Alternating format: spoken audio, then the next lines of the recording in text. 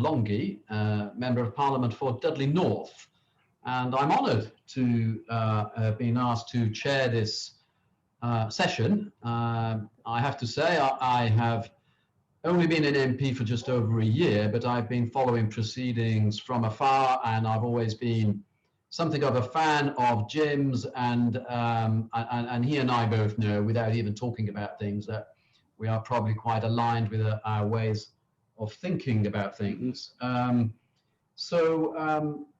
Yes, so I am vice chair of this APPG, and I'll be chairing today's webinar. So a warm welcome to everybody who has joined, and I'd like to just run through a number of housekeeping points, which I'm delighted someone has prepared for me. The bullet points are all up there. I don't really need to read them because I'm assuming everybody can do that anyway.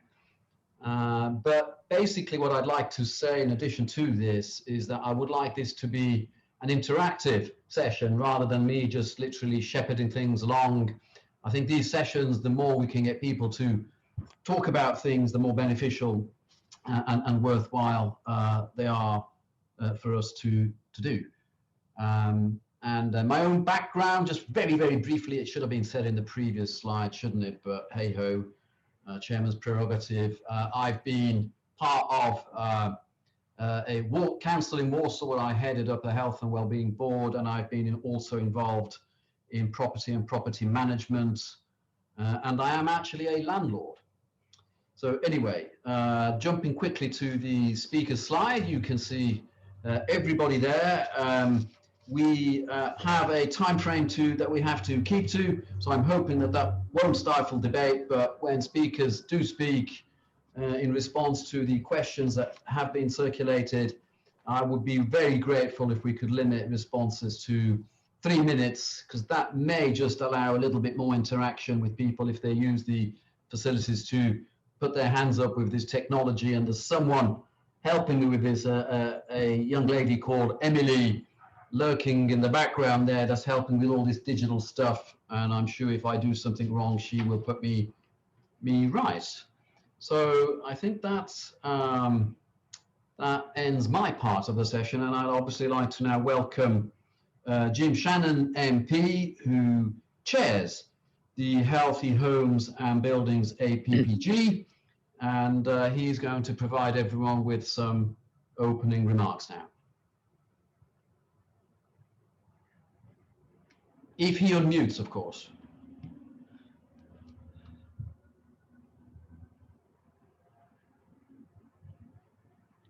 Jim, you're still muted, I'm afraid. This is where Emily does her magic, I think. There we are. Okay, is that me back on now? I pushed the button there. I've no idea what happened there, but something came across the screen. So apologies. I just want to maybe say a few words if I can, Marco, and thank you for chairing today's session. It's really incredibly encouraging for us as members of Parliament and also members from the House of Lords, and to have such a wide, vast experience of speakers, number one, but also those who are attending. If you don't mind me saying, I'm particularly pleased to see Tom Woolley, because he's one of my constituents, by the way. That's not that I'm not pleased to see everybody else, but Tom lives down in Crossgarges, and he'll be one of my constituents, so I'm pleased to see him here. Pleased to see all the other ones, Jade as well, the Councillor David Renard, Shaun, Spiers, Lynne, Sullivan, Paul, Ciniglio, Colin, Timmins, and keynote speakers, Lord Callanan, and the panels as well, Lord Best and Lord Stunell. But over the years, I've had a particular interest, and Marco's right. There's many things that we agree on, and the fact that we're different political parties doesn't really mean anything from that point of view, because what brings us together is our interest in healthy homes and buildings. And really, this particular, having just completed the AGM and the officers now in place, I think it's very important that we look forward. And we were talking earlier on, and I think there's nobody who hasn't come through this pandemic who is not saying to themselves, you know, let's look to the future. and hope for better times. So we look towards also many other things, but meeting the UK's net zero emissions target by 2050 that government has put in their Queen's speech as well, and which I referred to in my contribution on Wednesday. And green recovery and the need to retrofit and decarbonise existing homes is high up in the political agenda. The fact that they put it in the Queen's speech is welcome, and let's put that on record. And given that most of us spend over 90% of our time indoors, and now considerably more due to the COVID-19 pandemic and this seismic shift to working remotely, our homes and buildings need to positively contribute to our physical and mental health and well-being, and not diminish it. The impact on mental health this last year, as an elected representative, and others will fit into this category as well, is something we see every day. So there are a spectrum of health risks suffered by the population living and working in poor accommodation. As we set out in our in the Healthy Home and Buildings white paper, we must, I believe, ensure that a holistic approach is taken to retrofit to ensure that when improving energy efficiency, health and well-being is also considered as part of that package. Successive governments have failed to make the connection between the nation's health and well-being and housing, and we are here to remind them through the APPG. It is surely time to place healthy homes at the heart of government. We know that unhealthy housing impacts on economic growth, on business performance, educational attainment, life chances, and the nation's health and well-being. Therefore, it makes sense for government to join up policy thinking and to ensure that by delivering zero carbon homes, we do not cause or exacerbate poor health and well-being.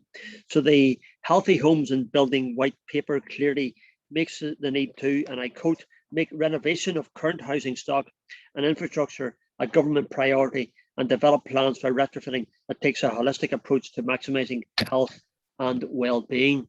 This session and the breadth of knowledge that we have will answer some of the really big questions. And I hope that we can all agree that, that it makes sense to green retrofit healthy homes and buildings and to think holistically about our future health and well-being. The Minister, I understand, confirmed the other day in Parliament that there is permission for I think it's 1 million homes across the whole of the United Kingdom that have not been built yet. So I think this is a good, pertinent and appropriate time to discuss these matters as we look forward to perhaps maybe a push for house building like there hasn't been before. Ladies and gentlemen, it's a pleasure to welcome us all here, and we look forward to what is going to take place now, and I'm going to hand back to Marco. Thanks very much.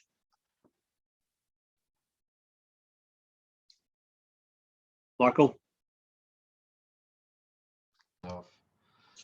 Yeah, thank you, Jim, for that. And again, apologies for my ineptitude with some of this technology, but it would be remiss of me just not to briefly mention that as an APPG, you are blessed with a number of sponsors, and I think we should acknowledge them and thank them as well, without whose support I'm sure the APPG would struggle to put on such events as this, and I'm now looking forward to the debate. So as we move into the next part of this session, if I could again just remind panelists to try and keep responses to the 3 minutes period that we've allocated. As I said earlier, I'd like this to be as interactive as possible. So if we could have sort of question time type of arrangement, even though it's all virtual, although question time is also virtual, that would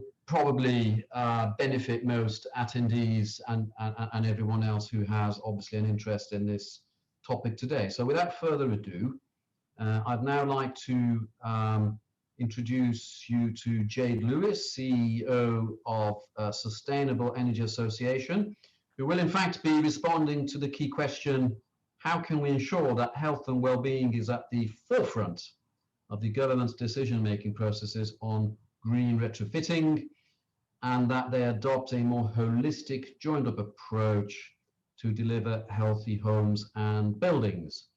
So Jade, if you're all lined up, I think you are. Yes, I can see you. Over to you. Thank you. Thank you, Marco. Firstly, the government and local authorities should make health and wellbeing a top priority, alongside the levelling up and the zero carbon agendas. A focus on productivity and carbon alone puts us at risk of unintended consequences, and also misses the opportunity to address the multitude of health problems associated with unsafe, cold, damp, badly lit and poor quality housing that people are living in today. It would be great to see the UK government replicate legislation passed in Wales. Their Wellbeing of Future Generations Act requires public bodies to think about the long-term impact of their decisions to prevent persistent problems such as poverty, health inequalities and climate change. Public bodies there need to make sure that when making their decisions, they take into account the impact they could have on people's lives and the lives of those in the future. They must also set and publish wellbeing objectives. We also need the government to join up the relevant departments and agencies who all have an interest in health and retrofit of buildings. The All-Party Parliamentary Group for Healthy Homes and Buildings has advocated for a cross-departmental committee to be set up for health and buildings for a number of years now. A national renovation strategy is then required to set out plans for retrofitting the current UK building stock. This should not only address the energy efficiency and carbon reduction requirements, but also set out plans to address the other building requirements associated with health and well-being, like comfort, air quality, lighting and acoustics. The strategy should take a whole house approach, starting with the building fabric. And to do so, we need improved tools, such as a building passport that clearly sets out the improvement measures required for a particular building. We'll also need to develop the knowledge and skills for retrofitting around health and wellbeing across government and the industry, so it becomes standard practice to consider health and wellbeing in retrofit policy making, in whole house project design, and in the installation of measures. Industry and government should work together to raise public awareness about the link between the built environment and health and well-being. This would then help to create consumer demand for home improvement measures that start to create a market for energy efficient as well as healthier home retrofits. And finally, we should measure the impact from current and future renovation schemes to build the political, economic and business case for further retrofit schemes, and feed this evidence into future policy-making decisions so that health and well-being truly is at the forefront of the government's decision-making processes. Thank you.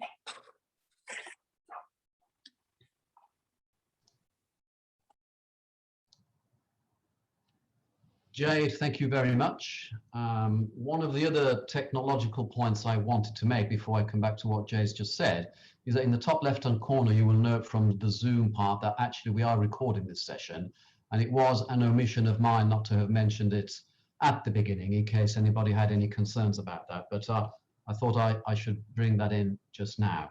Jade, I think those are really excellent points. Having worked in local government as a councillor for some 22 years, last Thursday was in fact my last day, and chaired a health and wellbeing board. This issue of having a whole approach is massively important, and we could have a green home but actually unhealthy for all sorts of other reasons. So understanding that actually this is about health and well-being as well as the green agenda, then it is a massively important point. And I'm delighted to see there's a Councillor David Renard from the LGA who will almost certainly be thinking, I've heard those conversations somewhere else as well. Anyway, thank you, Jade. Without further ado, I'd like to move on now and introduce you to Dr. Tom Woolley, who is an architect and UK Clean Air Steering Committee, someone who clearly Jim knows well as he is a constituent. And he'll be responding to the key question, what are the cost and environmental benefits to be gained from green retrofitting, which takes into account the occupants' health and well-being. Dr. Woolley. Hi. Hi there. Can you hear me okay? Yes. Good. I would agree with what Jade has said about the need for a holistic approach, but sadly the focus so far when retrofitting properties has been exclusively on operational energy issues. The aim of installing insulation and other measures is to achieve greater energy efficiency and thus reduce heating costs, fuel poverty, and saving CO2 emissions. However, experience has shown that many of the methods used have not been as successful as hoped, leading to what the media has called the so-called retrofit disaster problem. Materials and technologies that have been used have led to serious problems of damp in houses through botched cavity wall and external wall insulation measures that have not been appropriate. Fishwick and Preston's perhaps the best known of these projects, but there are literally hundreds more. And so while it's terribly important that we're spending money on retrofit, the cost implications of actually remedying many of these schemes is very significant. And sadly, rather than making houses healthier, the indoor air quality and the health problems have become worse in many cases. And that's why it's so critical, as the previous speaker said, to have really good methods of renovation. And we need a more holistic approach, which is based on careful examination of the health implications of retrofitting, particularly the use of synthetic and non-breathable petrochemical-based materials. You know, there is literature suggesting that by insulating houses, it makes people healthier, but it's far more complex than that. And that's why indoor air quality is so critical. My approach is to advocate the use of green, environmentally friendly, bio-based, vapor permeable and hygroscopic materials, and I need another hour to explain what that means, because it's obviously there's a lot of technical detail in there. And we need to agree standards for acceptable levels of indoor air quality, which includes better ventilation, but also source control by restricting emissions from products. Evidence and data on the health impacts of air quality problems some of which will emerge from current programs which are being funded by government's special projects fund and through the Clean Air program. But it's being understood that there's a need for a great deal more work on this, and we really have to put indoor air quality much higher up the agenda, and it needs to be included in the approach for green retrofit. And I'm still having to work quite hard to convince many people working in the field of the importance of this. So it's a good opportunity today to get these issues discussed by the APPG, and I appreciate having the opportunity to speak. Thank you. Thank you, Dr. Woolley, and yes, key points really, which really do complement the points that Jade Lewis made a few minutes ago. So if I could now bring in Councillor David Renard, who is the Chair of Environment, Economy, Housing and Transport Board, nonetheless, at the LGA, and he will be responding to the key question: what more should local authorities be doing to encourage green retrofit, which not only improves energy efficiency, but also takes into consideration the occupants' health and well-being? Councillor Renard. Thank you, Marco, and thank you for inviting me to be here today to speak on this very important topic. Green retrofit and reducing carbon emissions from domestic properties is one of the biggest challenges, I think, that we're facing when it comes to climate change, along with transport. So getting some thinking and resources behind this agenda is really important, and something certainly that the Local Government Association support. As Marco said, I'm the chair of the Environment, Economy, Housing and Transport Board, and I'm also the leader of Swindon Council. As we all know, the importance of safe, healthy homes has never been more apparent than it has been during the pandemic, when we've all spent so much more time at home, and many of us are likely to continue to work from home on a regular basis and live and work more locally.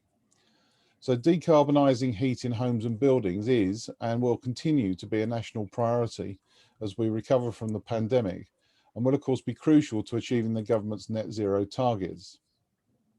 but it also presents an opportunity to help with the unprecedented challenge of economic recovery ahead of us, particularly through the creation of green jobs. We can't, of course, underestimate the scale of the task.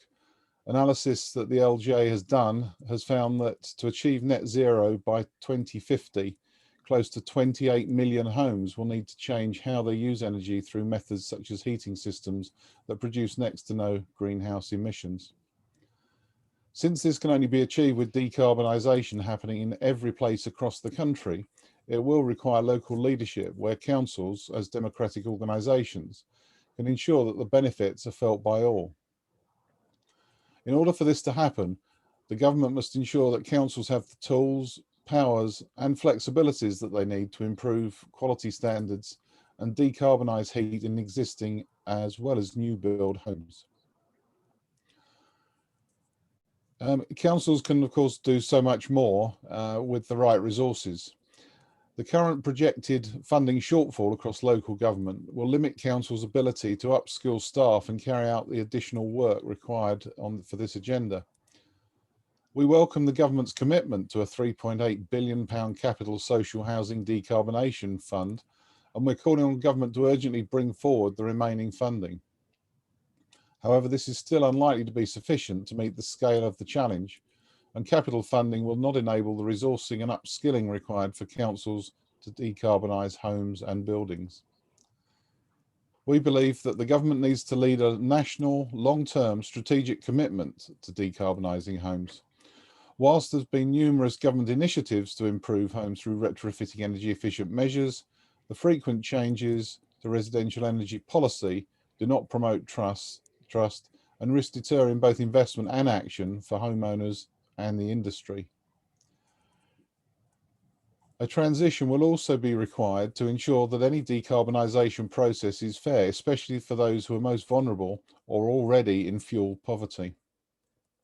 A retrofit revolution led by social housing landlords would not only cut carbon emissions and help fight climate change, but would also create jobs, support local economies, cut fuel bills and help tackle fuel poverty. But of course, we know it's not just social housing that require these measures. Private landlords need to do more, as indeed do private owner occupiers. But all of this would help to pave the way for the rollout of an ambitious national retrofit programme across all tenures. So to conclude, the point I'd like to make is that councils are committed to ensuring new sustainable homes are built and communities have quality places to live. In order to do this, it's vital that these are delivered through a locally led planning system with public participation at its heart, which gives communities the power to participate and engage in our national shift to a carbon neutral future. So I'll leave it there, Chair, and happy to take some questions later. Okay, thank you for that, David. We're all very grateful for everybody's contribution to this session. So I'm just catching up with some of the observations and questions that are coming through on the chat and on my WhatsApp group that I'm getting prompted by as well. So I think what I will do is just bring in a couple of observations and one question that has been posed for Dr. Woolley, I believe. So I have an observation from Bob Horn, I believe it is. The emphasis at the moment appears to be more directed to saving energy rather than health of the occupants. I think I would like to concur with that. And I think there'd probably be a number of people who would agree with that as a statement. Hence why we should be asking, what is the better way to make sure that this is a more wholesome approach that does in fact reflect the health and well-being of occupiers, whether they be owner occupiers or tenants. There is another observation from a Jonathan Rickard, quite a long one. It's a fundamental concern, especially for those of us in affordable housing, to ensure our homes are low carbon, but so important that they also support health and well-being. Finance is a significant factor. Yep, it is. There's a policy void. Oh dear, things moving around. Sorry. Major concern. So finance's major concern is the lack of skills and knowledge we can trust in the industry. That is a really, really good point. So I have been a member of the Environment Audit Committee, and we did interview Secretary of State for Business, Energy and Industry, where we made that very point. There is a lack of skills up and down the country in terms of how we do green things up, but I do have to reflect on that point that the conversation was all based around greening as opposed to looking at it as a health and well-being as well as green, and the two should be married together, shouldn't they? How do we address this to ensure we get the right approach to delivering the retrofit challenge? We've not nominated who should respond to that, so if we could just hang that in the balance, and maybe one of the speakers might indicate who might want to have a stab at that. Let me see what my WhatsApp is saying. Just bear with me, guys. So yeah, if people would like to join in at this point before we move on to the other speakers, lots of support for the points that are being made by both Jonathan and Bob there. Does anybody have any points? I've got 6 new messages on the on the chat. Emily, I'm going to need your help here in terms of how we bring panelists back in. Perhaps if we could address Bob Horn's point, would a panelist like to comment on that? And if I could just remind people what was said. Basically, the emphasis at the moment appears to be directed more to saving energy rather than the health of the occupants. Who would like to come in and comment on that? Anybody indicating? Jade, thank you for saving the day, Jade. Happy to have a go. Yeah, I fully agree. I mean, that's what the whole session's really focused on, is that, you know, there needs to be more of a focus on health and well-being and not just carbon. You know, the main government drivers are around levelling up and zero carbon at the moment, and it's great that carbon's now up there. Going back a year ago, it wasn't a #1 priority. We were purely looking at productivity. So it's great that green is starting to come through, but the health and well-being side isn't, it's still missed. And if I can answer kind of the other questions around sort of skills and knowledge in the industry, this is absolutely right. You know, there was a lot of lessons taken from Green Deal days and early energy company obligation schemes that have gone wrong with mould and moisture. This was the Bonfield review that then became Each Home Counts. That's now all been fed into PAS 2035, and now the requirement for government schemes to have retrofit coordinators. So all those lessons learned from early day schemes that have gone wrong, all those lessons need to be captured, and we do need to move towards a market where we have more retrofit coordinators, more knowledge of whole house retrofits, but they don't go the whole way. They don't fully look at health and well-being. So there needs to be more of these lessons captured and fed into that kind of movement that's happening in the sector already. So it is recognised that we have a lack of skill around holistic approach, but it is starting to be addressed. And I think if we can get behind that and push it and drive it from a government level and from an industry level, get more people onto these courses, get more people learning from lessons from the past, then hopefully we'll end up with much better schemes next time round, because we can't afford to keep getting it wrong and we're running out of time. Okay, Jade, thank you very much. I understand that this is such an interesting topic. We could be here for quite a long time, I suspect, discussing this matter, but we've got to, I've just been prompted to get back onto the agenda and introduce the next speaker. But could I just direct Dr. Woolley? I don't know if he can see the chat on the right-hand side. There is a question that's been targeted for you there, Tom. It asks a publication date, but maybe you could actually post the response on there, save actually having to... Yeah, I've already done that. Oh, well done. Thank you very much. Very good. So could I now therefore introduce Shaun Spiers, CEO Green Alliance, who will be responding to the key question, how do we better incentivize the building industry to develop green skills and create the jobs needed to deliver a major green retrofit program and take health and well-being into account? Thank you. Over to you, Shaun. Great, thank you, Chair. And of course, I agree that any decarbonisation needs to be done with social justice. We won't achieve a transition to a zero carbon economy without it being a fair transition. But specifically on my question, I think it's a pretty easy question to answer, and the answer hasn't changed much in the last 10 years or so. But evidently, it's an extremely difficult thing to do, and it's I don't think it's technically difficult, but it's politically difficult. But we need to get on with it. We won't achieve net zero unless we tackle this issue without any further delay. So we need to take it out of the too difficult box. And by analogy, I think the government was very brave on setting a 2030 mandate for phasing out petrol and diesel vehicles against a lot of opposition in the press and from manufacturers and so on. We need similar bravery and boldness in this case. So we need a comprehensive, ambitious, well-funded, long-term plan, both for energy efficiency and for zero carbon heat. So an end, as I think David Renard said, an end to stop-start, and hopefully we'll see that in the heat and buildings strategy. What that means specifically is four things. Firstly, developing a new multi-annual energy efficiency grant scheme with industry to replace the Green Homes Grant, incentivize suppliers, and expand to meet demand. I would like to see also under that a serious investment in the so-called Energisprong, energy leap system of whole house retrofit, very high tech. And I'm going to put in the chat because that's a bit of... sorry, Shaun, can I just pause you for a second? You went silent.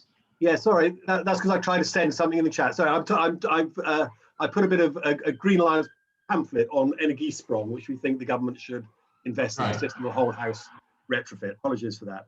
The second point is to use the heat and building strategy to set out a new national framework to decarbonise homes in line with the more ambitious climate goals the government has recently set out. It should include a new target for halving emissions from heating existing homes by 2030 and significantly increasing heat pump targets. So there was something like 1.6 million new boilers installed in UK homes last year, only 30,000 heat pumps, and the Prime Minister set a target of 600,000 heat pumps a year by 2028. So we need to move heat pumps from being what it is at the moment, is basically a cottage industry, to a sort of large-scale national endeavour. Thirdly, we need to introduce tax incentives, and we've got the ability now to introduce zero rating VAT for retrofits, and 0% loans from the UK Infrastructure Bank.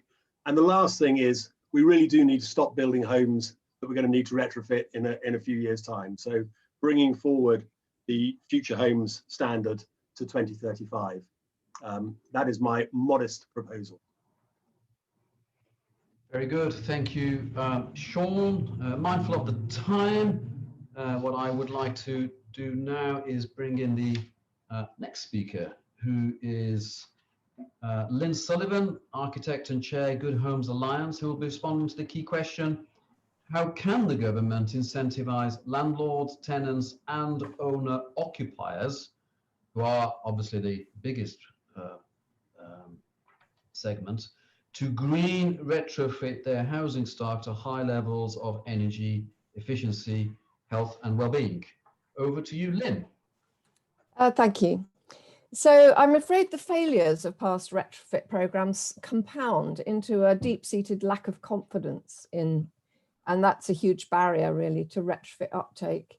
And the reasons are various. There's the sort of hassle factor, but at worst, outcomes which actually make internal conditions worse, which we've seen all too many of. At the other extreme, even if it involves minimum inside work, and I have to say, despite what Shaun says, Energisprong style all-in-one hit sort of net zero enveloping is not widely applicable because of the one-stop cost, plus the dramatic changes to the external appearance. I'm afraid the Brits like choice and individual character. So my work on the Green Construction Board has led on our input into the Construction Leadership Council's so-called NRS, National Retrofit Strategy. We demand a quality standards interlock with government and industry co-investment to build back confidence and invest in skills and outcomes in retrofit. And it includes a costed programme which meets and even exceeds the Climate Change Committee's existing buildings 6th budget. So our recommendations define performance standards, including for ventilation, mitigation of overheating, energy efficiency, and heat pump readiness, plus monitoring of outcomes to ensure retrofits perform as promised. I'm afraid this has been sadly lacking in previous programmes and indeed building regulations generally, and goes to the heart of our APPG white paper recommendations for greater enforcement and quality control. So Brian Berry of the Federation of Master Builders, who chairs our NRS editorial group, has witnessed pent-up consumer demand in the Green Homes grant applications, but quick wins and market-led measures are no substitute for a long-term strategy. So we're looking for companies with government to invest in both skills and manufacturing, and we believe that is key to both levelling up and the green recovery, and to put retrofit back on track for both decarbonisation and quality, comfort and resilience in our existing building stock, which is our biggest piece of national infrastructure, of course. So this goes far beyond an offer to consumers or landlords of a grant towards a contractor quote. We propose building renovation plans, a whole house approach, making sure that both deep retrofit and a step-by-step approach avoid the unintended consequences of poor air quality, damp and mould. So we're proposing to harness the potential of digitisation with green building passports, which link stock and macro energy modelling to individual owners' objectives. And this we see as a key driver for incentivising the market, both consumer demand and locally based supply chain offerings. And these will be based around defined packages suitable for different property types with strictly defined targets and monitored outcomes. So through this digitised, mass customised approach, costs will come down and a step change in energy bills and comfort will be achieved. So I urge you to read the strategy, hopefully add your support to the strategy if you haven't done so already. Thank you. Thank you, Lynne. Very interesting contribution. So if I could now also, again, I'm under some time pressure, so forgive me for not commenting further on everybody's contributions. Could I invite Paul Ciniglio, whose surname attracts my attention for obvious reasons, Refurbishment Lead, National Energy Foundation, who will be responding to the key question, how could the green recovery improve health outcomes, reduce fuel poverty, and guarantee a just transition for everyone? Paul. Thanks, Marco. I'd like to respond to that question by sharing with you a brief overview of a ready-made solution, which is the National Energy Foundation's Super Homes rating scheme that we've been busy delivering in the last 12 months. Hopefully Emily is going to share one slide that I have, which I hope the speakers will be able to see. But the Super Homes rating scheme is really an assessment methodology for improving the energy efficiency of homes, reducing emissions, and most importantly, prioritising healthy, comfortable and well-being outcomes through the retrofit process.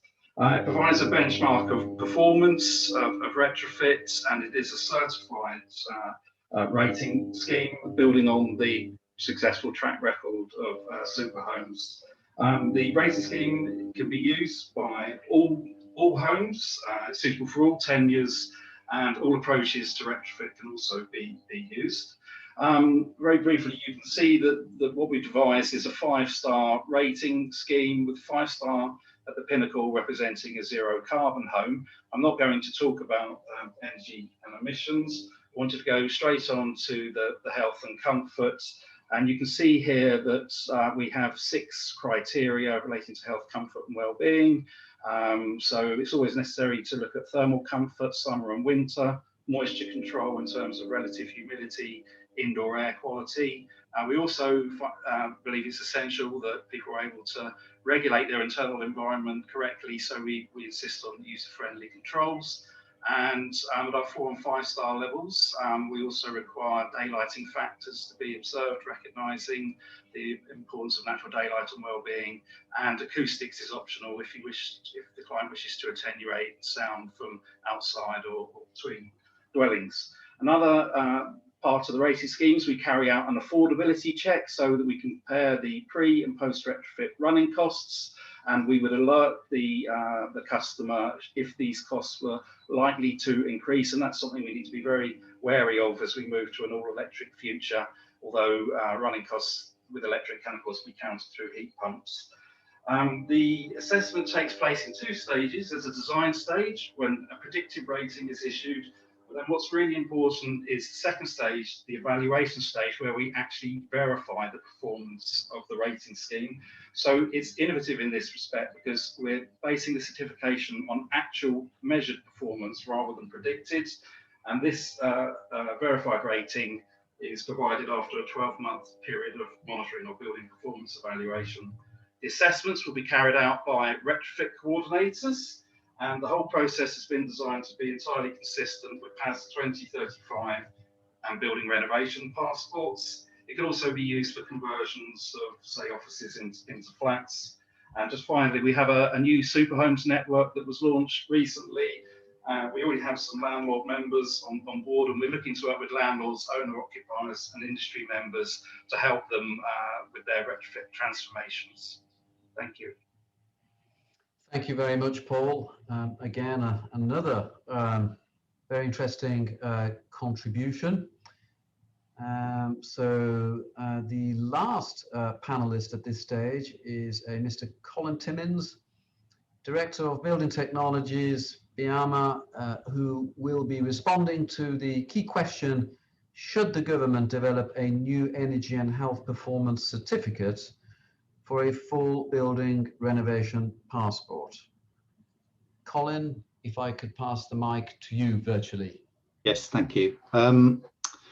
Yes, Colin Timmins from BEAMA. I just want to look at each of these in turn, really, and in terms of how we can actually incorporate health into what else is going on. I mean, firstly, extending the energy performance certificate to cover health. It would be difficult. You know, the energy performance certificate is built on a calculation methodology for comparing energy use in different buildings. You know, you'd effectively have to completely build a health module from scratch to add to that. It's difficult enough, I think, with the calculation methodology, just keeping up with new technologies. So yes, but difficult. Building renovation passport is attractive, and I think particularly because, you know, the idea of setting out a plan for renovation would be a really good one, because this could work very well for ventilation. You know, there's a clear message that you need to ventilate when you insulate. What's not so clear is when you actually program this work in. So I think if you had a building renovation passport and you were looking at, you know, the things that need to be done to get a building to net zero, you know that ventilation has to be done at some point on that journey.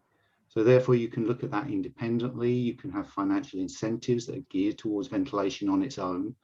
And therefore we can start to talk to householders about the benefits of ventilation and indoor air quality, rather than it being seen as a burden or something you have to do when you're insulating. So I think it could be an advantage in that sense.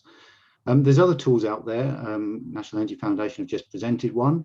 There's also the Smart Readiness Indicator that's been developed in the EU, which has a module on health and well-being.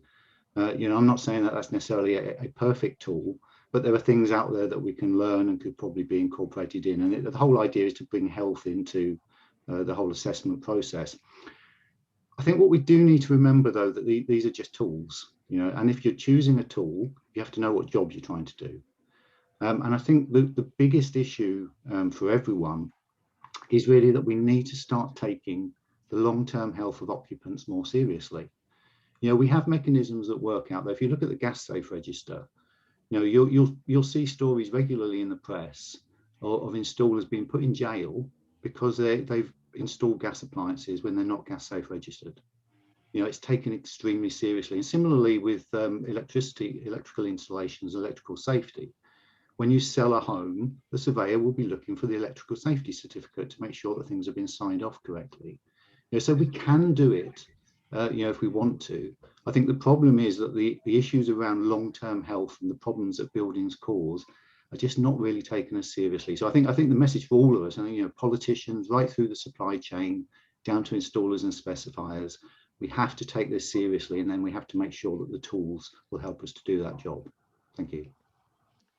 Excellent point, sir. Thank you very much, Colin. That brings us to the end of this particular panel, and I'd like to thank everybody who's contributed. I think each and every one I would like to spend more time discussing each and every aspect with.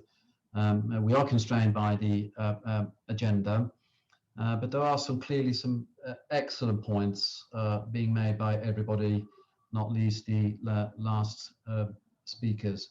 I think probably the one thing that that observation that I would perhaps make at this point is the whole point of addressing these issues in a holistic way, and that health and well-being is not seen as a separate entity to the greening agenda. The two should be considered together, and getting it right first time as we build new properties is an absolute must and a priority for government. And the role of specifiers in industry. I think one of the questions that was asked was, how do we incentivize builders to train? Well, builders tend to respond to the profit motive. That's why they exist.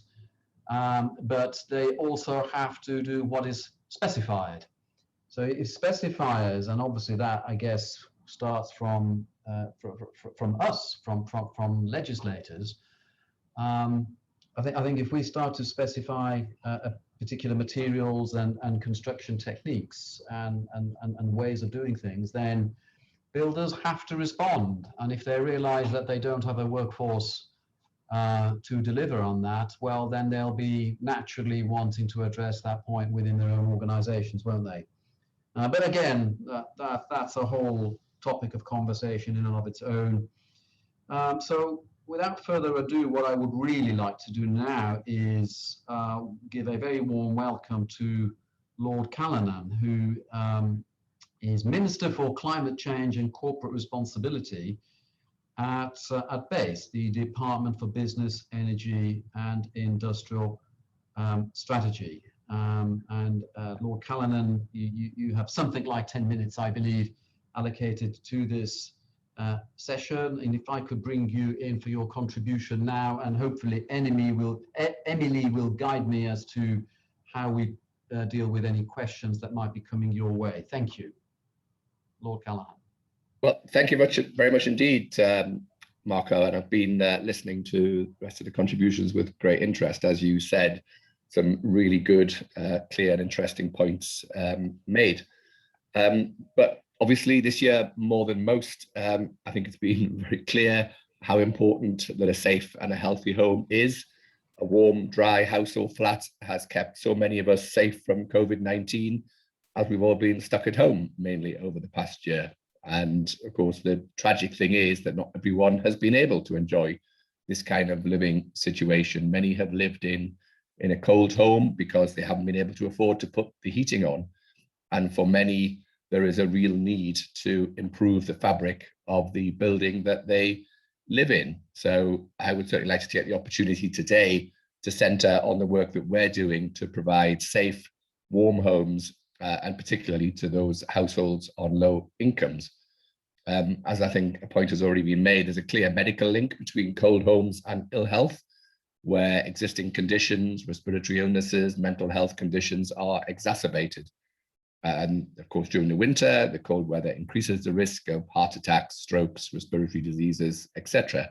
And the National Institute of Health and Care Excellence have stated that people in inefficient homes who struggle to keep warm are at higher risk of illnesses and even death over the cold winter months.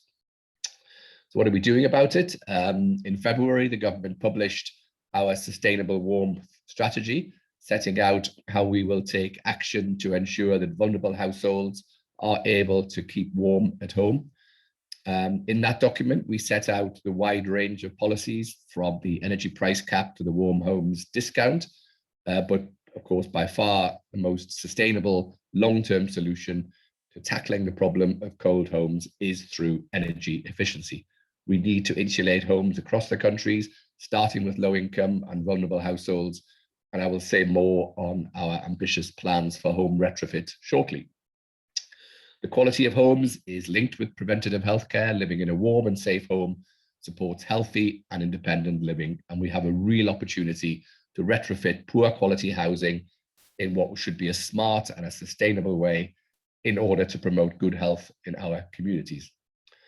As I said, energy efficiency is the most sustainable solution to cold, damp homes, and retrofitting homes with energy efficiency measures makes them warmer, makes them drier, keeps people healthier over the winter, and of course, it does its bit for the environment as well. Since 2013, ECO, the energy company obligation, has provided something like 3.1 million measures in over 2.3 million households across Great Britain, reducing average energy bills by up to £300. We take the pensioner in Staffordshire, used to go to bed early most nights to keep warm, and after receiving her eco measures, she wrote to us to say, "This has helped so much. As before, my home was expensive to heat and cold in the evenings, and it is lovely to be able to sit in a warm living room watching my television, and the support that they've received has meant the world to me, and I feel like I've got my home back." And it's really great to hear such positive feedback. So not only have these measures restored comfort and dignity, they will also make her less likely to fall ill, and will of course be brilliant for her mental health. The government is investing £1.3 billion in energy efficiency, up from the £1 billion announced in the Prime Minister's 10-point plan. The Green Homes Grant, difficult and problematical though it has been, happy to talk about that later if anybody wishes to, has issued more than 56,000 vouchers to date, worth over 240 million. And we still have a pipeline of applications to work through. In addition to that, we've provided support for local authority delivery and for social housing. £500 million worth of works is already being delivered, and we're going to disperse an additional 300 million to local authorities this summer.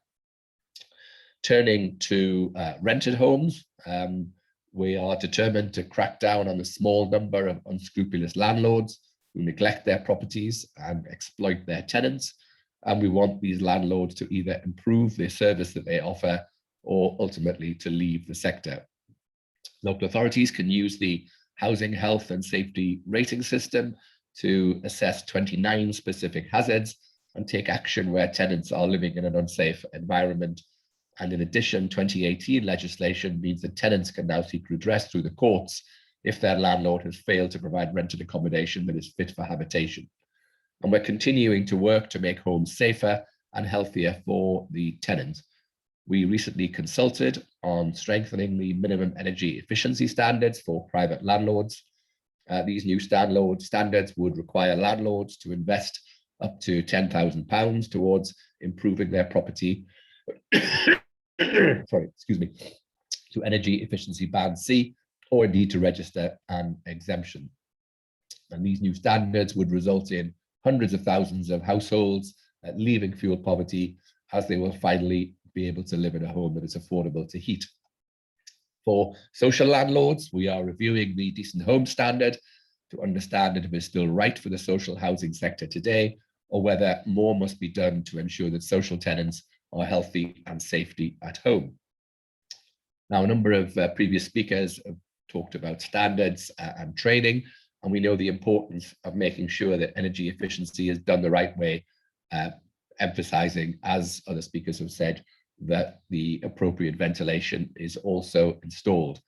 To learn the lessons of some previous schemes, which frankly have been performing very poorly, we now require all tradespeople delivering government schemes to be registered with Trustmark.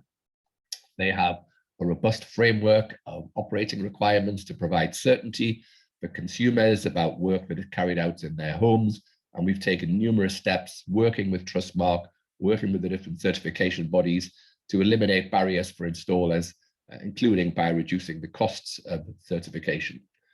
A number of the speakers also talked about the importance of a skilled workforce, and I completely agree with them. Our investment in energy efficiency is resulting in the creation of very many high-skilled jobs, and we are investing in new training opportunities across the country.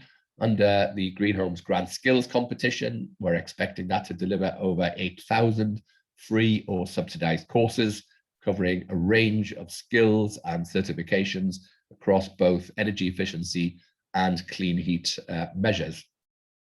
We're further investing £2.5 billion in a national skills fund to develop and support the immediate economic recovery and the skills that are needed to deliver on our net zero target. And that fund will be incentivizing workers to retrain in new green technologies and helping to support hundreds of thousands of green jobs over the next decade. So as we move forward from this pandemic, we in government remain committed to improving the energy efficiency of homes, reducing the bills, and thereby improving people's health. As I said, we're going to crack down on unscrupulous landlords, ensure tenants are safe and healthy in their homes, and we will continue to support the important role that tradespeople serve in ensuring that they install measures to the highest possible standards, helping to reduce bills and improve lives. Of course, we're looking forward to COP26 in Glasgow and our net zero future. So we're going to speed up this work, learning from each other as we move towards retrofitting the housing stock. So thank you very much indeed for your time and attention. And Marco, I'm very happy to answer any questions that anybody has.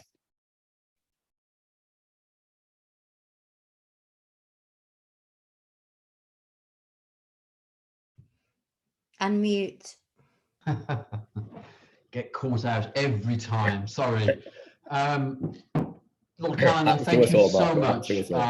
I do know how busy you are. So making yourself available for this isn't just your time for the actual session itself. It's the preparation for it, and anybody else who might be supporting you in preparing for this. So we are all very grateful to you for that. Do we have any questions? I'm just checking my WhatsApp group. I don't see any being highlighted to me. Let me just quickly check the chat. No, I can't. Lord Callanan, perhaps if I could just play this a little flexibly, if somebody does indicate to perhaps come back to you, if I may, but in order to can I ask a question? Shaun Spiers, is that you? Yes. Yes, please. Thanks. I fear I kind of can anticipate the answer in a sense, Lord Callanan, but I just wonder. That's like because you were in politics yourself, Shaun. So you always ask a question that you know the answer to. You see, that's why. Let's try it anyway. I mean, I like everything you said. Would the Treasury say the same? Would the what? Sorry. The Treasury, the Chancellor, and the people who are going to pay the bills for all this. Of course, we have principle of collective responsibility in government. The Treasury would approve of that, because I happily did not make any future spending commitments in what I had to say. But you know the process of government. If you're saying to me, would I like more funds to invest in this area?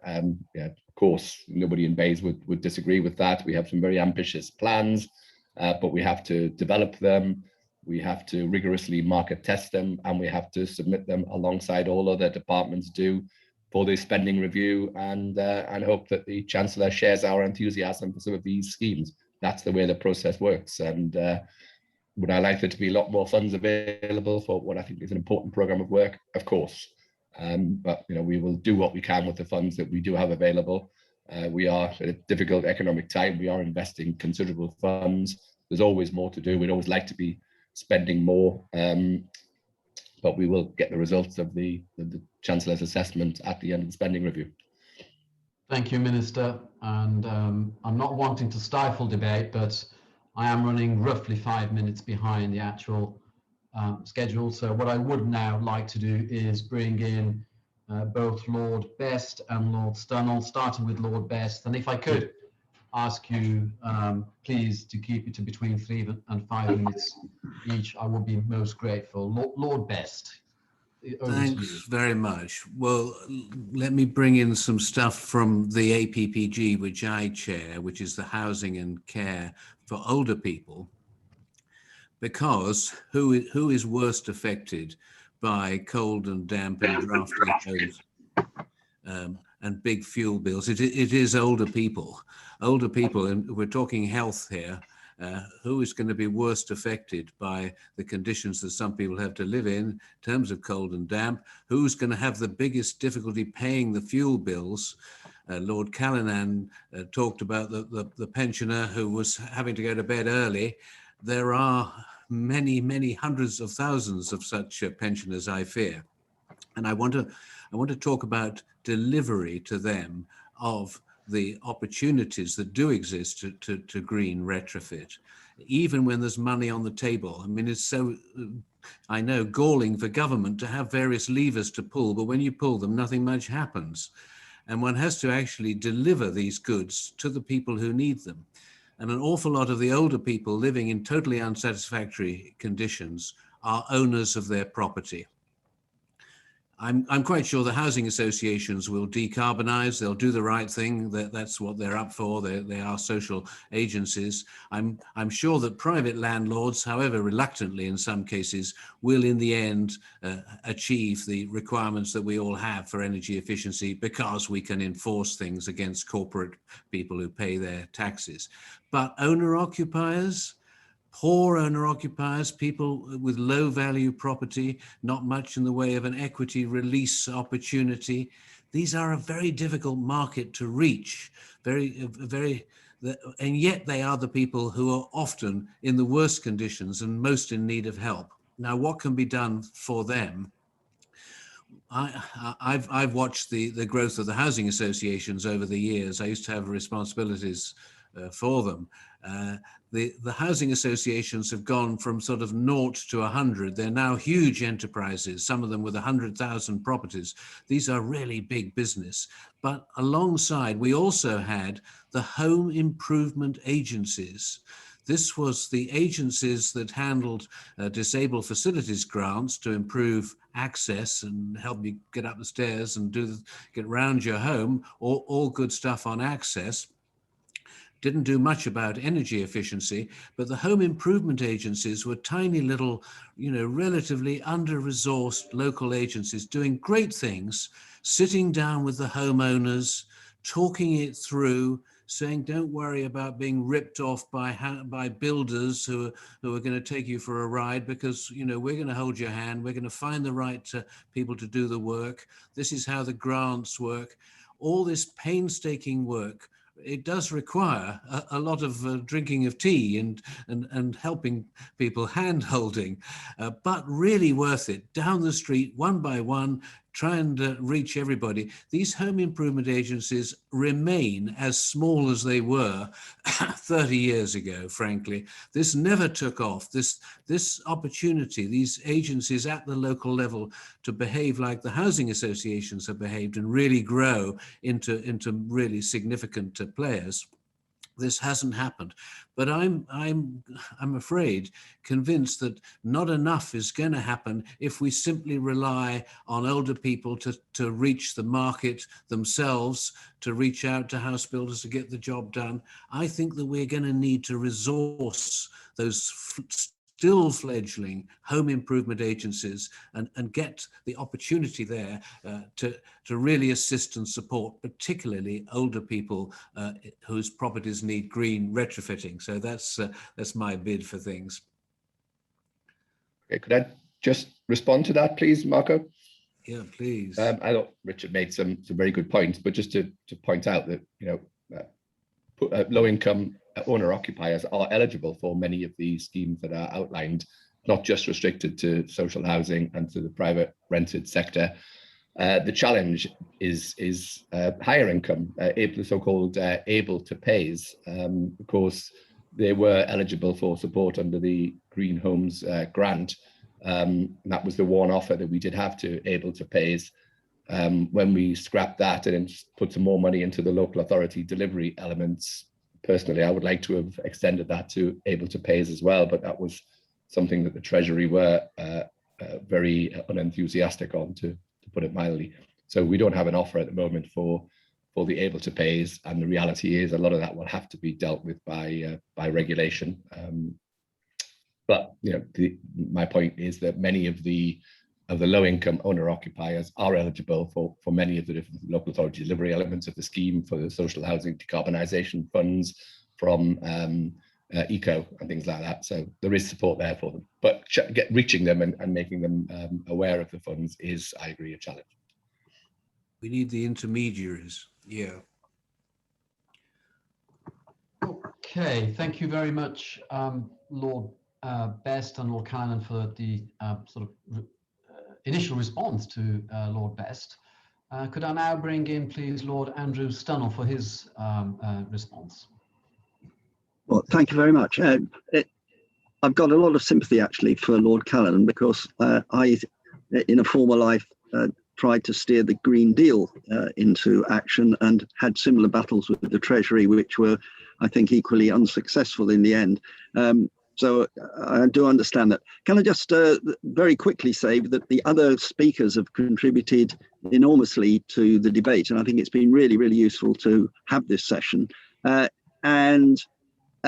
I just want to say that most of them were talking about improving the quality of what we produce, which I absolutely agree with, but we also just need to focus on the quantity of what we need to do. We need to do over 1 million homes a year for 25 years to get the housing stock dealt with. And the Green Homes Grant was ambitiously setting to do 600,000, and Lord Callanan told us it had now done 54,000, and that's probably about it. Maybe it'll get up to 100,000 in the end, I don't know. And in other words, about 1/10 of what we actually need to do continuously for 25 years if we're going to get anywhere. And I just want to put into the discussion what triggers there can be for things happening. Clearly, having grants is important, but also having some definite gateways. For instance, when houses are bought and sold, the obligation to improve their EPC rating or some equivalent energy performance rating would be an obvious way of triggering action if you supported it with grants and other action at the same time. The second point I wanted to make about this is not often discussed, particularly on panels like this, where people talk about whole house and whole town and whole street performance. 1.5 million boilers are replaced each year without any drama by hundreds of thousands of very small micro businesses who turn up in a white van and fix it. And when we start to talk about retrofitting, we say we're going to do 1 million homes. Well, we need to do 1 million homes a year, and we make it sound as though it's got to be a big drama which disrupts whole communities and so on. Why should it be any more trouble than replacing 1.5 million boilers if we get this right? And I do hope that the minister will resist a view which says, unless you do a whole street at once, it's not going to work. Because if you've got a whole street of owner-occupiers and try and do that in one go, it's not going to work. So I just put that on the table as being a pull in the opposite direction to big is beautiful, which I know governments really would prefer to see being the general rule. Thank you very much, Lord Stunell. That is indeed very useful. If I could ask people who have spoken to be muted, because I am getting a little bit of feedback my end. That's great. This particular section is for parliamentarian contributions, and I just want to check. I believe there is a Lord Carrington in attendance, and can I just check, Lord Carrington, if you were intending to make a contribution at this point? No, I was listening with great interest to all of this.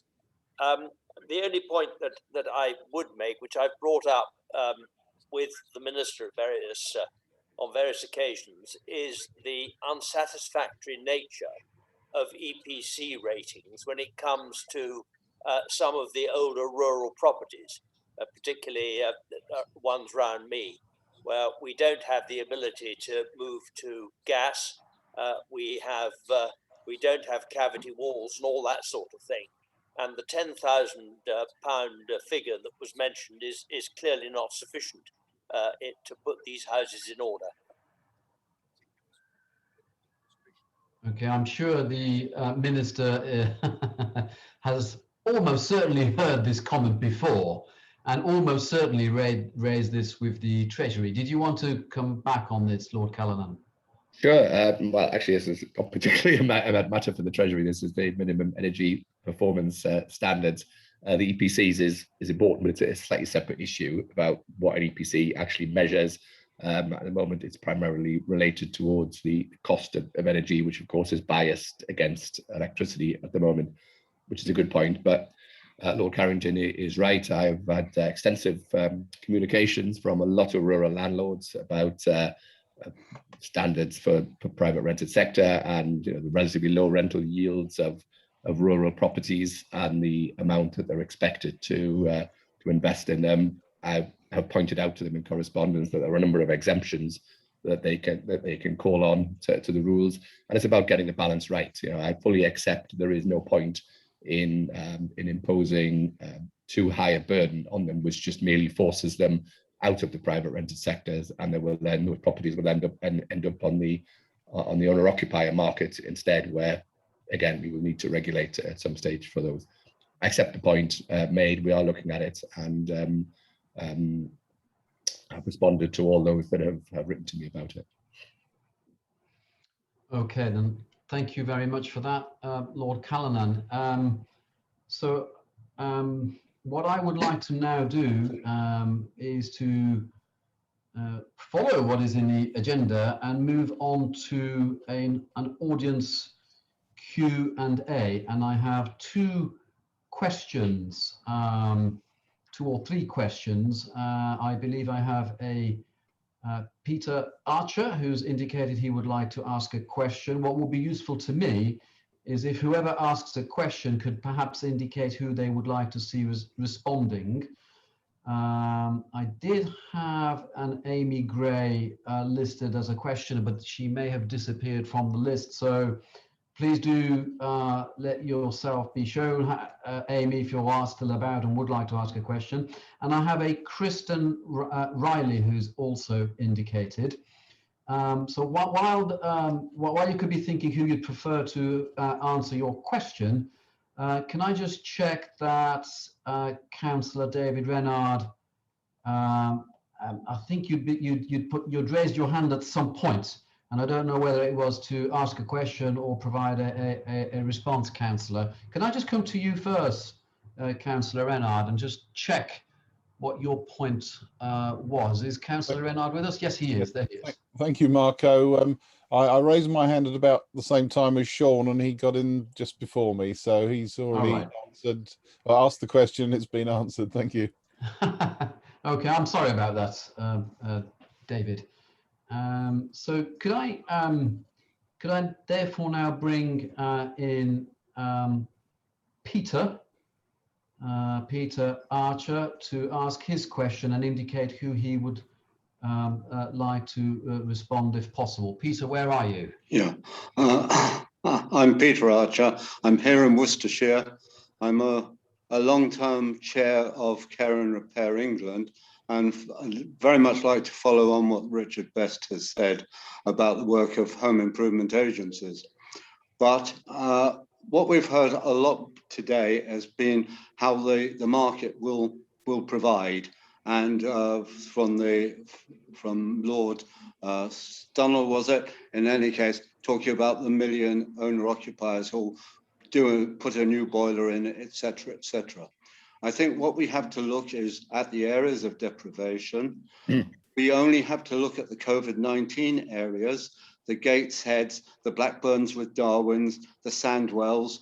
These are the areas which have massive housing problems and massive health problems.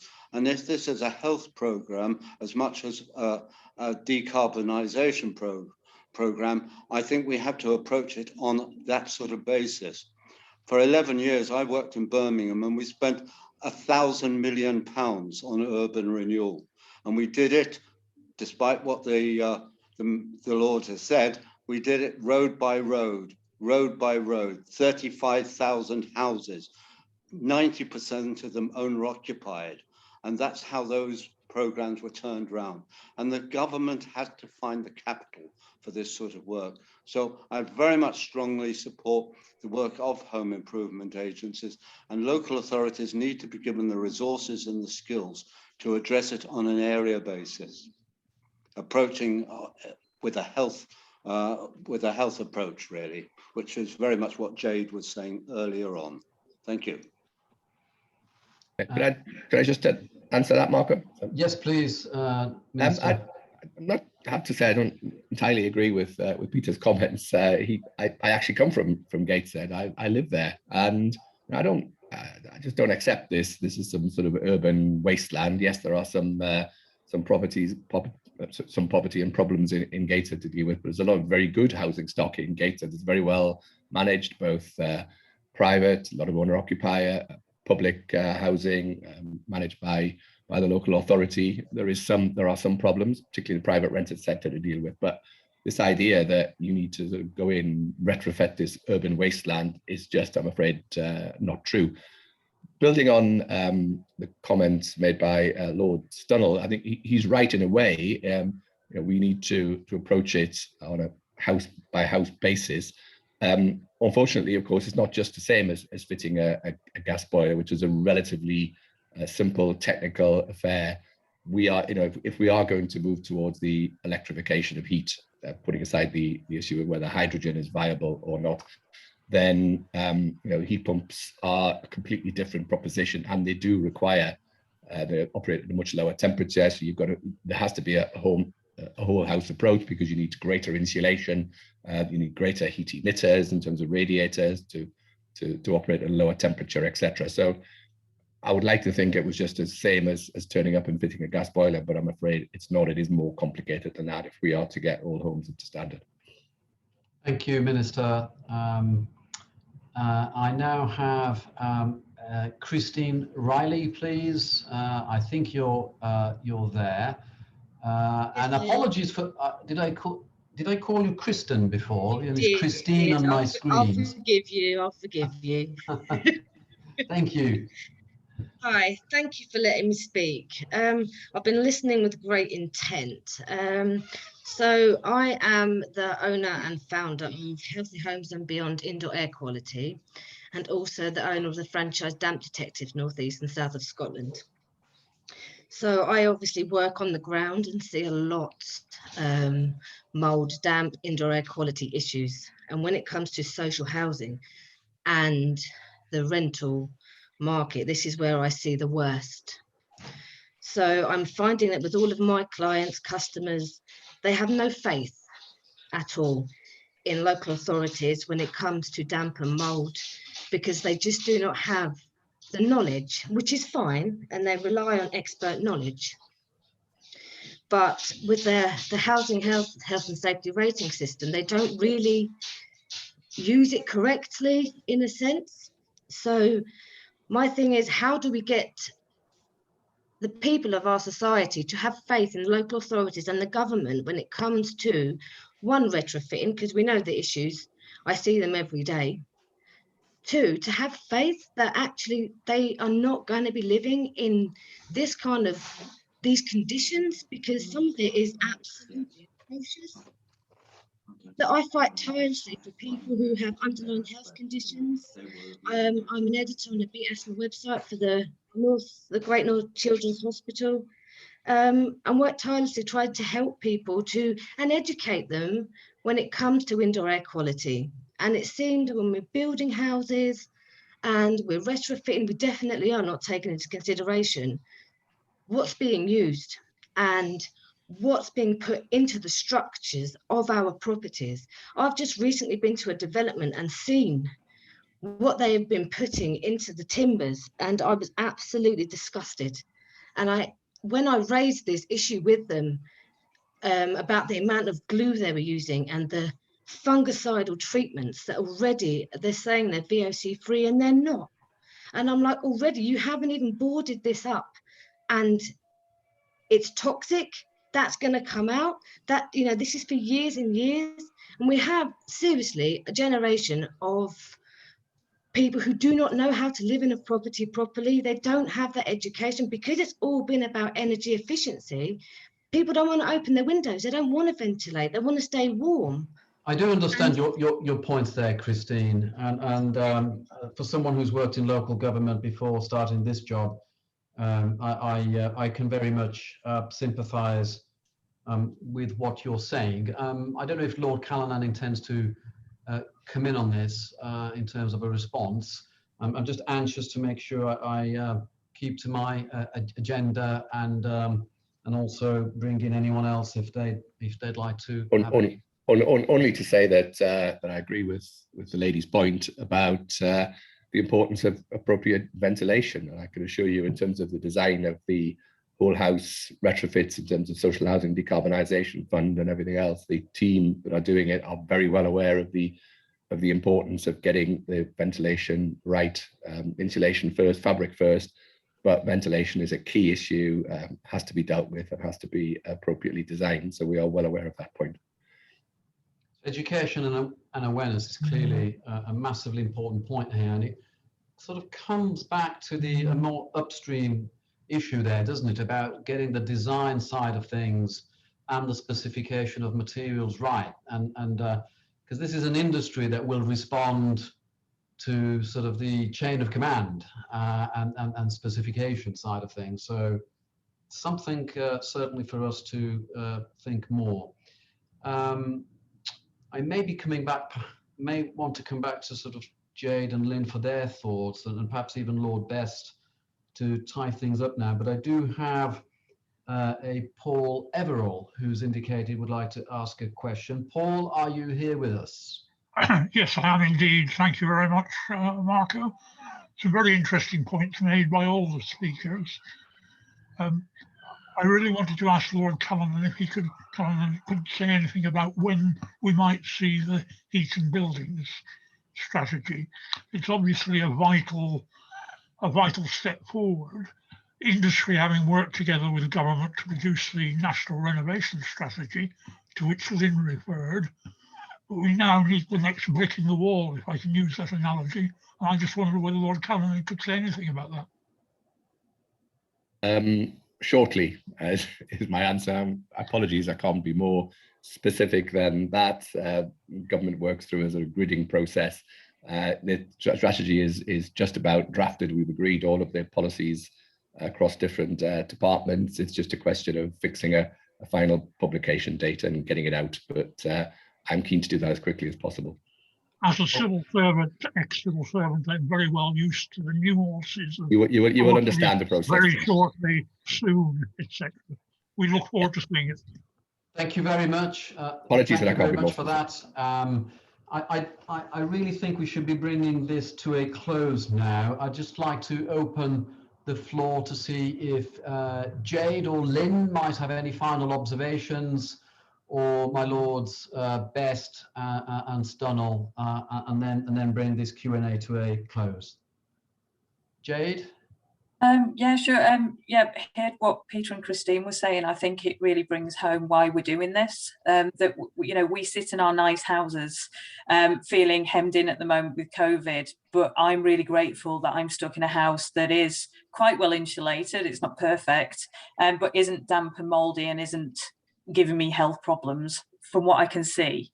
There are many people who are in worse conditions, and we don't have it right yet. We're not retrofitting those homes in the right way yet, and some of the time we are exacerbating those problems, and we're still not designing new builds to actually take into account health and well-being. We're focusing on carbon still. So I think all the comments we've heard today just back up why we need this group and why more needs to be done, because we haven't got it right yet. Okay, thank you, Jade. Lynne, did you want to pass any final observations? Yes, if I could just say I'm very heartened to hear Lord Callanan advocating the whole house approach, because clearly that's been at the heart of our APPG discussions. You know, we have to tackle energy efficiency, but at the same time, there's a lot of other issues that are hugely important in the home environment, or building environment indeed. So I welcome I'm looking forward to welcoming the heat in building strategy.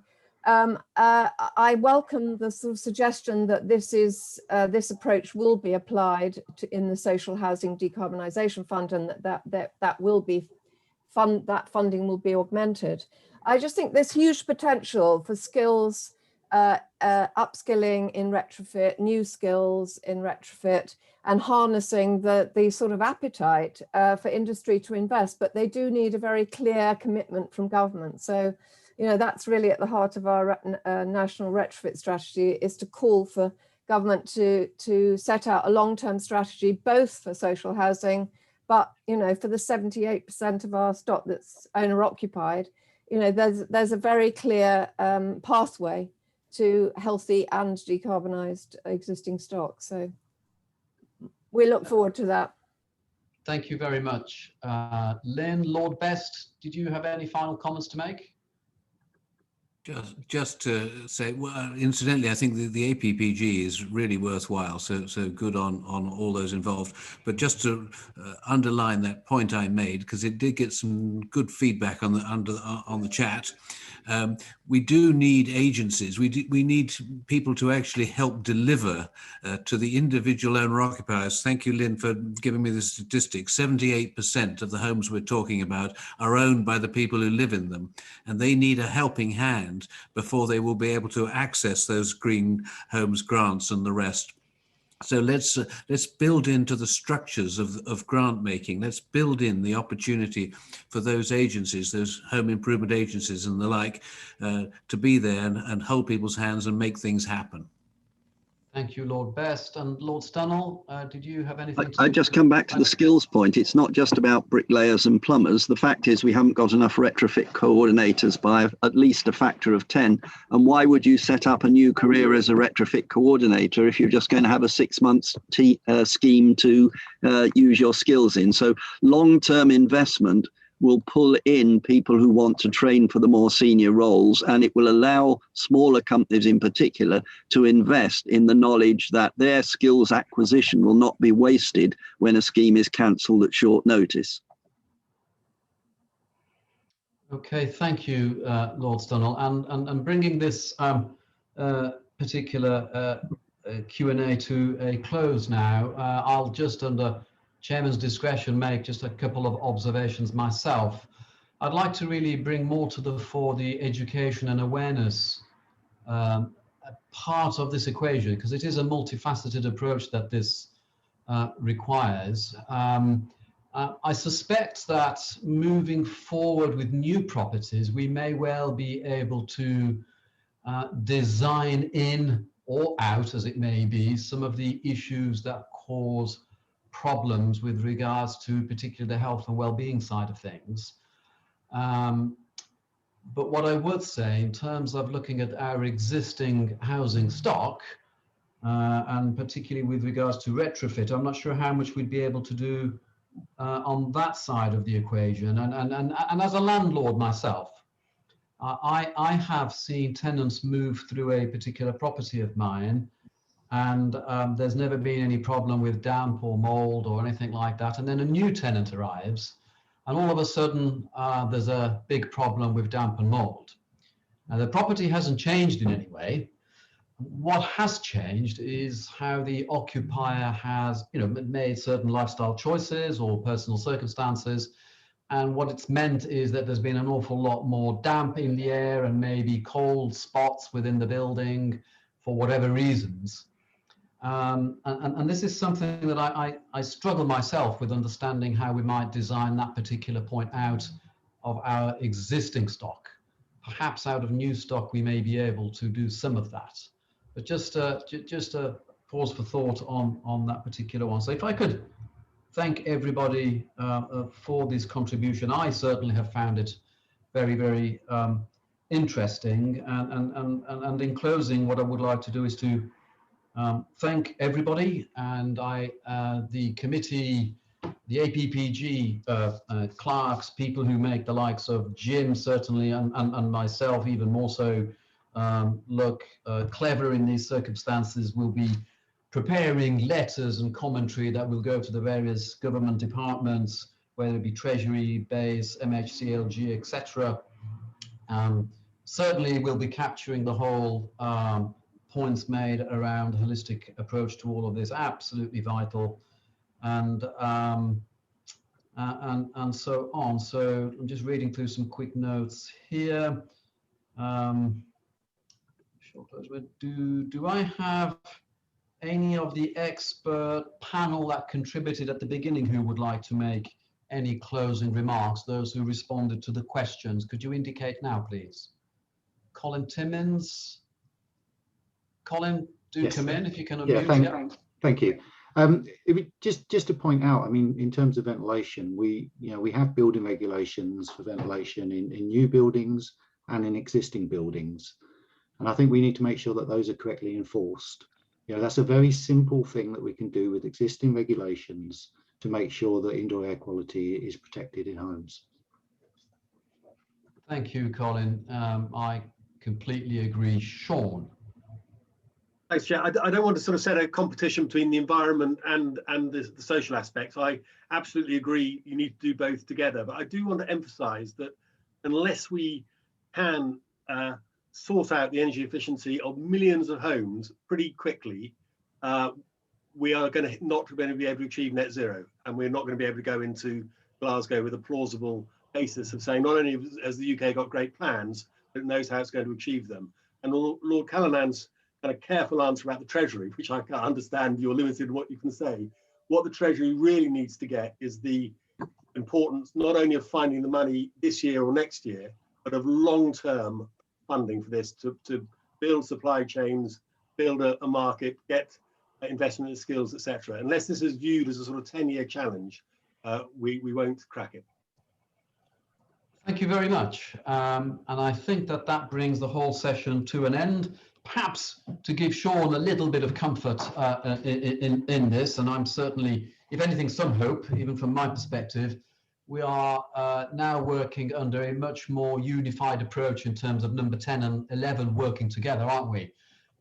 So let's hope that does produce some of the answers, at least, to what points you've just made there, Shaun. Thank you very much to everybody. I think that concludes matters. It's been a delight to chair this, even though I've made my odd IT mistake, no doubt, and apologies for that. And apologies if I've missed anything and not brought anybody in as I should have done when indicated. So thank you very much. That concludes the meeting. Thank you.